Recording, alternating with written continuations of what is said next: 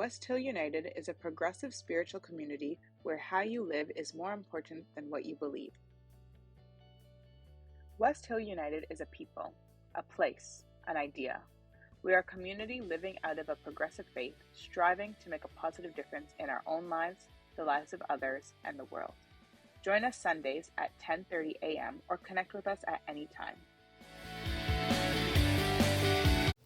In this video, Scott will be referencing to 2 YouTube videos that will be in the description below. Neal Shusterman is a writer of novels, short stories, nonfiction, science fiction, and scripts for video games. Born and raised in Brooklyn, New York, an avid reader since he was very young, he majored in psychology and theater at the University of California. He often writes for teens and young adults, stating that he can relate to the sense teens often have when they feel on the outside of things. This is from his novel, Challenger Deep. Quotes, "Centering, however, is easier said than done.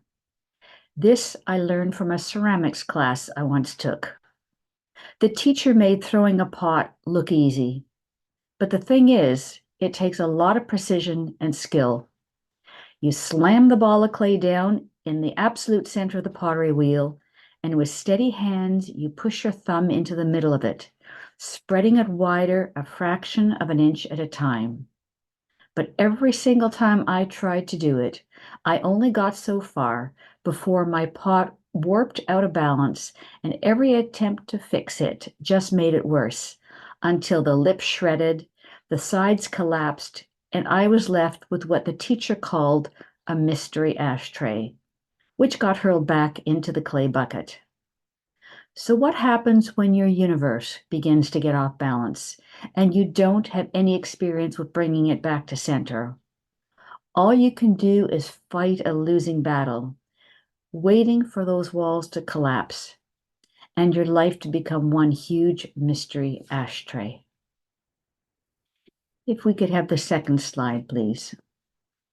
Cole Arthur Riley is a writer and poet, the creator of Black Liturgies, a space where she curates Black words of dignity, lament, rage, and rest, and integrates them with a liberating spirituality. This quotation is from her book, This Here Flesh, Spirituality, Liberation, and the Stories That Make Us. Quote, "Did you know that birds do not land because they're tired? It is a remembrance.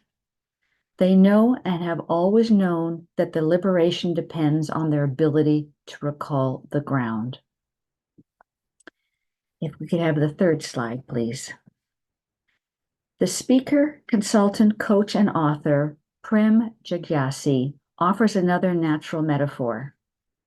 The fruits of life can only grow when your roots are implanted well. Being grounded is the key to being fruitful. Offered as wisdom for the journey.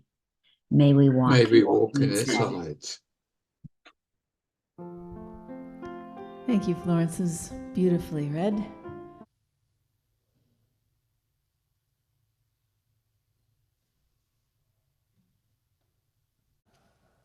Anatole France, a French poet, journalist, and novelist, said this: "The truth is that life is delicious, horrible, charming, frightful, sweet, bitter, and that it is everything. Life is everything."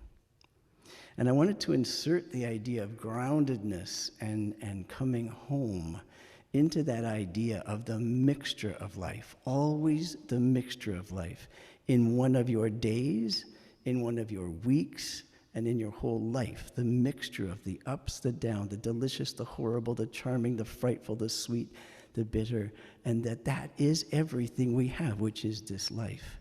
And so the song we just sang about coming home, I wanted to phrase it, to frame it in the idea of not a final destination, but a direction we move towards in our lives in those ups and downs.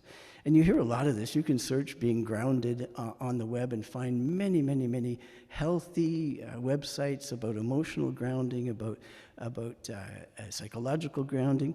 And usually you'll find the words in those very well-researched journal articles, the idea of stability or balance, resilience, stability, and resilience. If you put the word resilience in there, you know you've fallen from stability, and your resilience is back to. So that movement away from because of life and then towards is the idea I want to capture with that. So a balanced life, a balanced day, a balanced mood isn't always what we hoped it would be. Here's the list from one of the better websites I found about being grounded, being centered, being at home.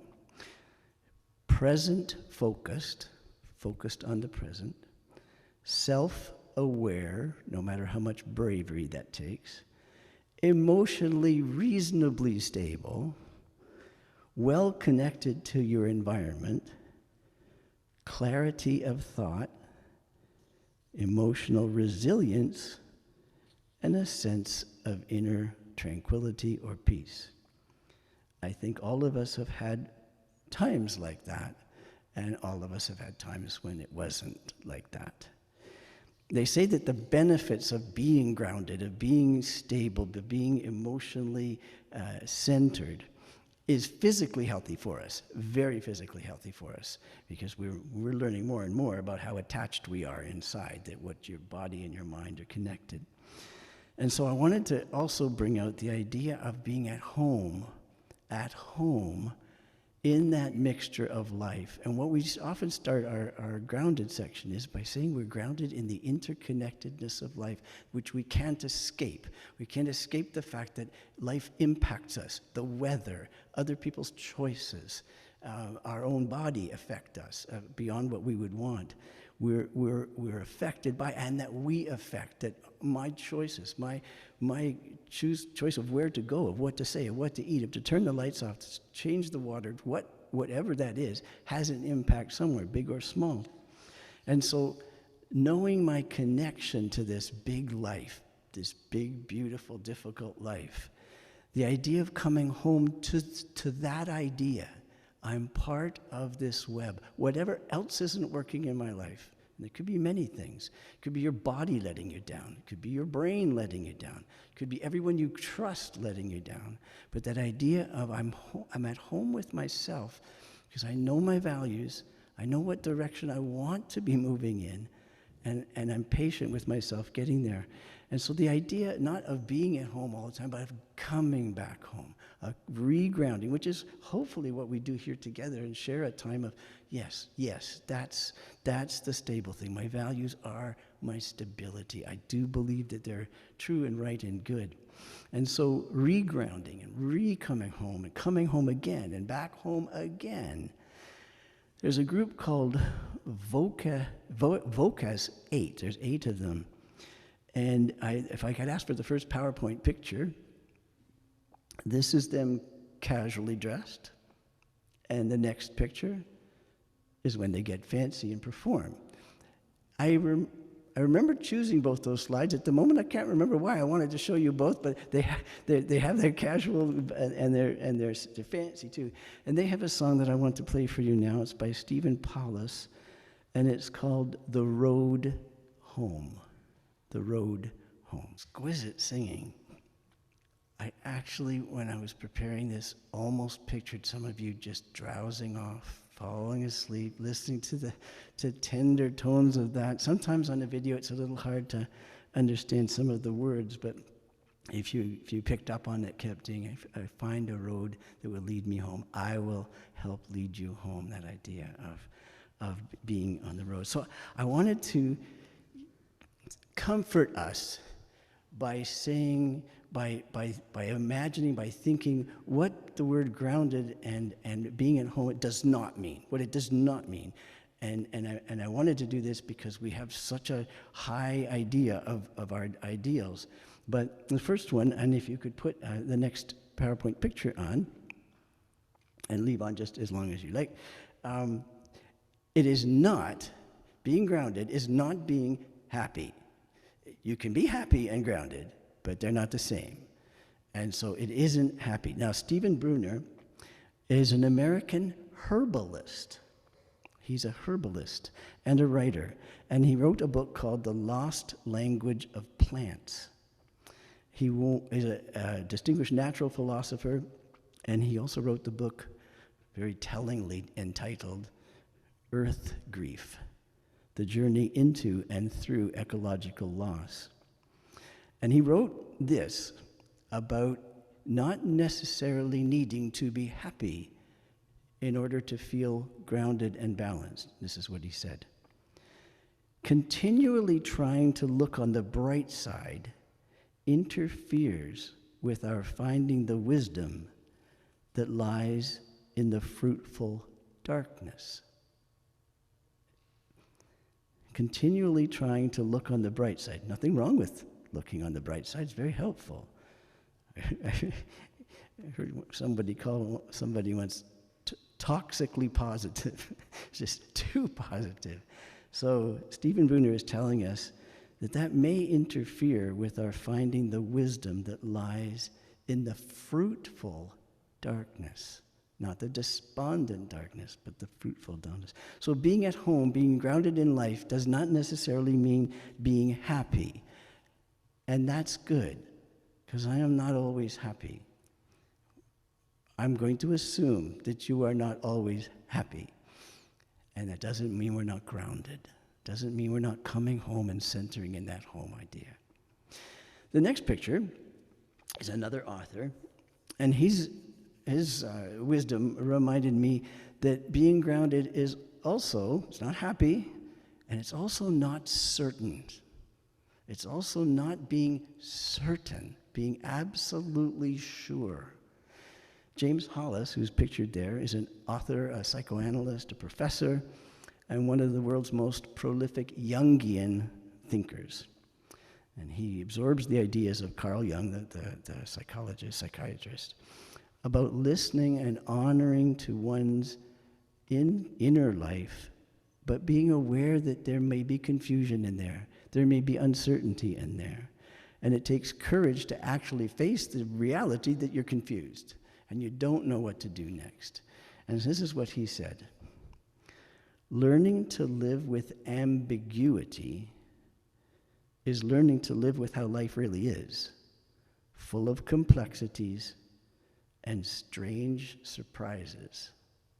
Full of complexities and strange surprises. So I went back at the first part of what he was saying. Learning to live with ambiguity, with not being sure, with not being certain about what next to do, about what I think of somebody, about what I think of a movement that I'm hearing on the news. Not being certain is not necessarily a bad thing, and it certainly doesn't mean we're not grounded. It could mean we're trying to apply our values to something and we don't know yet what that might be. And so learning to live with that ambiguity is actually quite grounded, because that's what life is, full of ambiguities. So coming home again and again and again in that is a refreshing sort of thought. I don't have to be happy. I don't have to be certain. In fact, if I'm overly happy and it's denying what I need to learn in the darkness, and if I'm overly certain and it means I'm not learning anything, but I already know, then we're closing ourselves off, and that's not home. That's turmoil. And so it's not necessarily being happy, and it's not necessarily being certain, and that's good, because there are situations right now I am absolutely uncertain about. I do not know. I do not know some answers in some situations. When I was mentioning, we know some people struggling with really big and awful things, and they don't know answers. There's nothing certain in that. But to find a home, to find a balanced thing, I am still part of this web of life, and I'm connected to all and everyone, and I hold these values dear. The next picture is an American poet named William Stafford. And I just want to give you a tiny bit of his background. During the Depression, his family moved from town to town in an effort to find work for his father. But young Stafford helped contribute to the family income by delivering newspapers, working in sugar beet fields, raising vegetables, and working as an electrician's apprentice. After much saving and support, he earned a bachelor's degree, and then he was drafted into the U.S. Army while he was pursuing a master's degree, where he declared himself, in the Army, he declared himself a pacifist. Difficult, uncertain, maybe unhappy thing. He declared himself a pacifist and registered as a conscientious objector.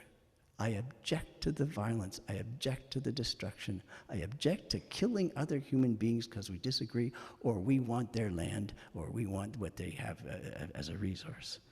So he wrote a collection of poetry at the age of 48 called Traveling Through the Dark. Traveling Through the Dark. And it has a lot to do with what he learned living out his pacifist values in wartime.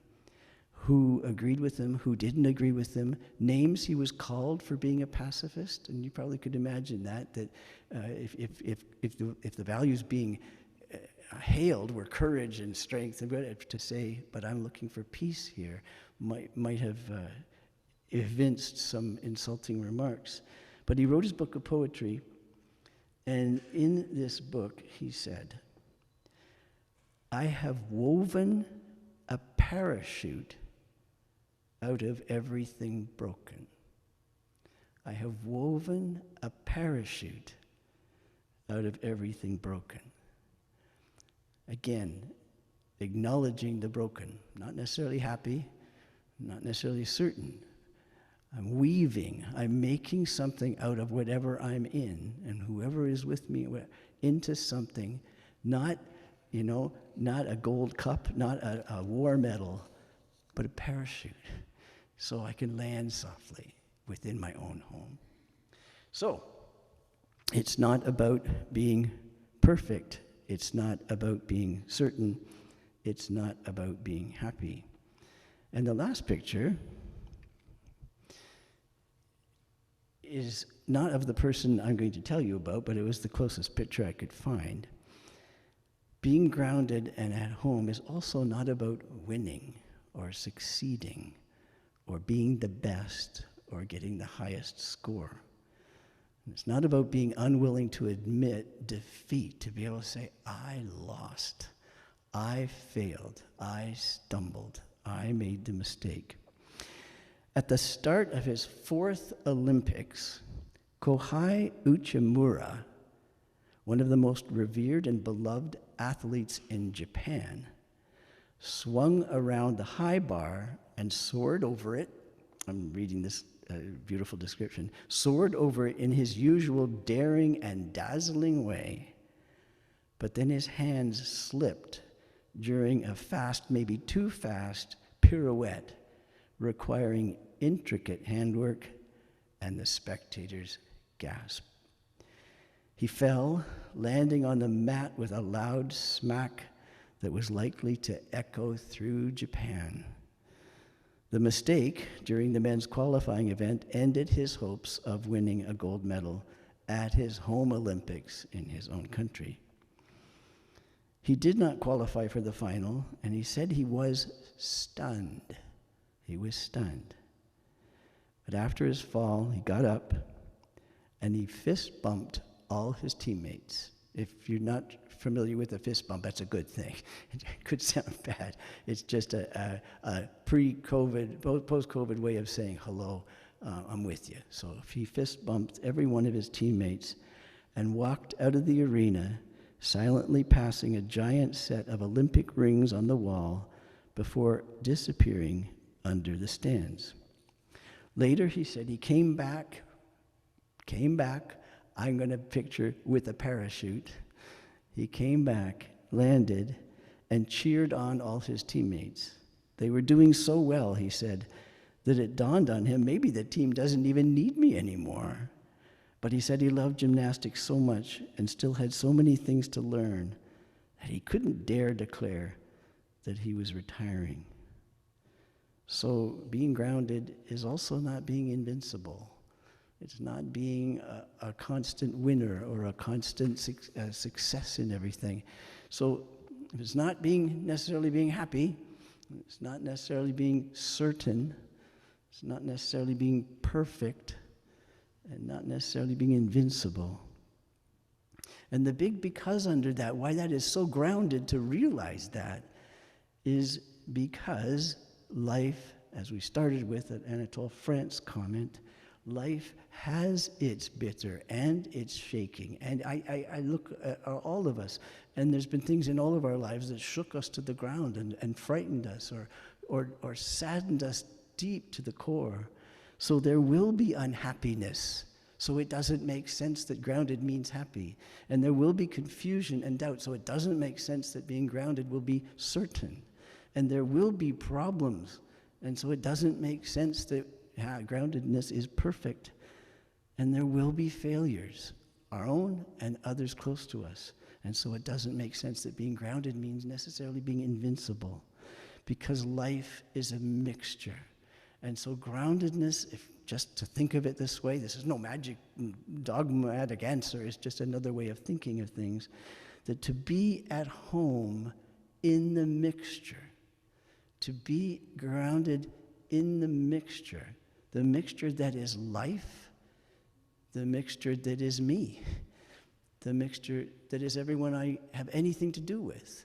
To be at home in that mixture is a much more realistic sense of groundedness than being happy or certain or perfect or invincible. Finding ways to be at home again, and then after another fall, find a parachute, and then home again and home again. Reaching out for help with that, reaching in for strength with that, reaching online for information, reaching with friends for awareness of yourself, reaching out for assistance, coming home again, again, and again. Not a final resting place, but a direction to move. Think of home as finding meaning, creating meaning in the mixture. Meaning in the mixture. Love and care in the mixture. Kindness in the mixture. Strength in the mixture. Listening to others in the mixture. Listening to ourselves in the mixture. If you have not seen and heard Jacob Collier yet, if you have not seen, you are in for a big treat. You'll go home and you'll Google Jacob Collier, one of the most talented young musicians I've ever seen. Babette just told me she just was at a concert with him and was blown away. He's, and the next, I have a picture of him in his typically very colorful clothing. Next PowerPoint picture. There you go. Didn't let me down on that one. And definitely all the color.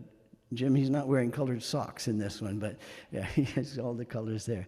That's him. He's a young fellow that he's called a multi-instrumentalist. He plays, if you Google, you know during COVID they had those choirs that everyone was online and they actually mixed it. Well, there's also ones you can see, it's the same person. And this is, he has where he's singing 6-part harmony and it's all him, and he's put it together. It's quite astounding. The next picture just shows a few of the instruments he plays. Sorry, I couldn't get that picture much bigger and be clear. But the keyboards, the percussion, the bass, everything. And he wrote a song, and I really debated, is this going to capture what I want? It's so beautiful.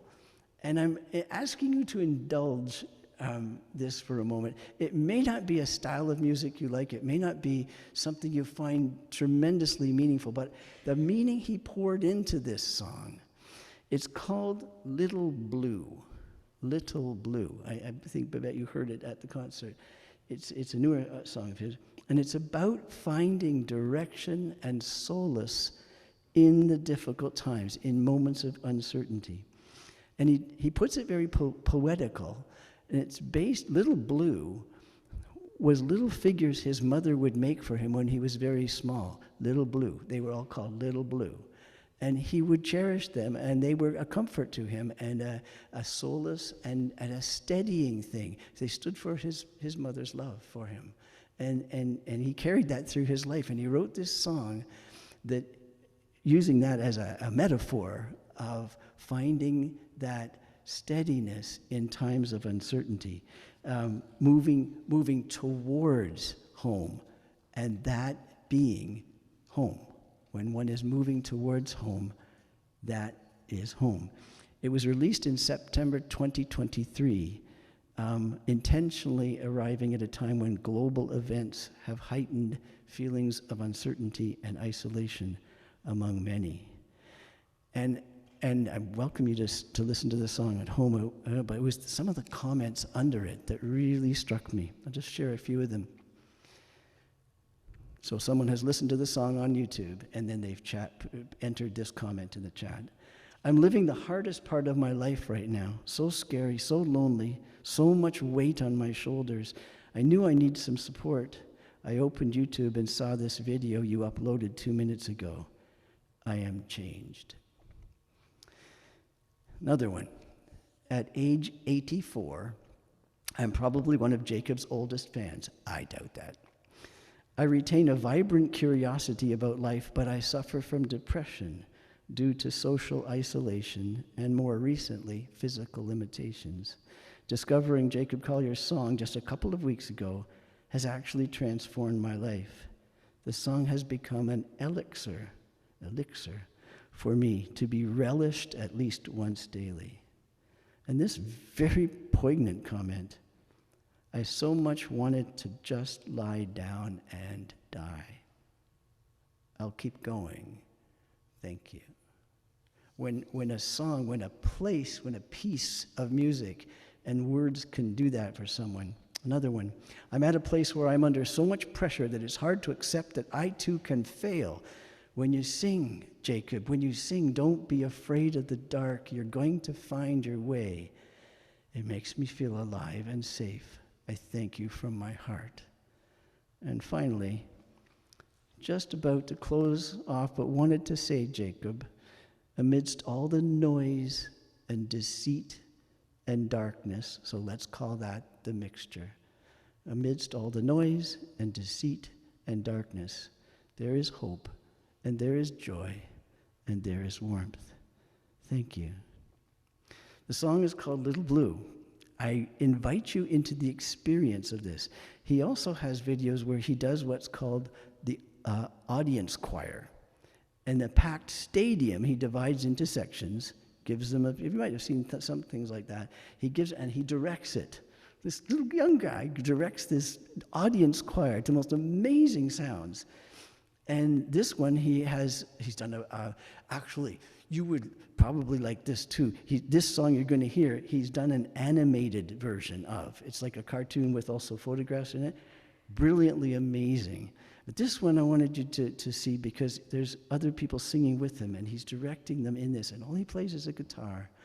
But it's finding shelter, finding home again. To carry the weight of the world on your shoulders, still you're going to find a way home. So, Little Blue by Jacob Collier. I hope you got a moment of what he was creating there. To carry the weight of the world on our shoulders, the weight of the world out there, the weight of the world in your family, in your neighborhood, the weight of the world in your own heart. To carry that on your shoulders and keep finding a way back home. Beautifully done arrangement, beautifully written. And I'm just going to end it there because I want to. That was just so beautiful. And Become a sustaining champion of West Hill United's work by committing to an automatic monthly donation. Learn more or donate now through Canada Helps.